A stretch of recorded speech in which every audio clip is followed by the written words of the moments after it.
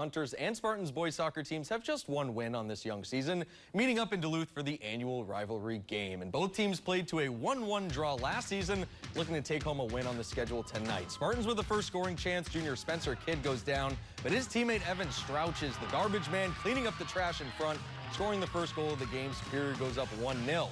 Second half action now, Denfeld off a free kick. What ups by Superior's goalie Brady Bachand, who keeps it out of the net with his fingertips. And then it's Superior's Spencer Kidd getting a penalty kick and making no mistake about it, dribbling it in to double the damage to 2-0 for the Spartans. But the Hunters, they wouldn't go down without a fight. Just 10 minutes left in the game, and it's senior Leonard Jennings outweighting the goalie, tickling the twine, and cutting that lead in half 2-1. But Denfeld couldn't find the equalizer. The Hunters became the hunted tonight as they fall to Superior 2-1 the final. And the only other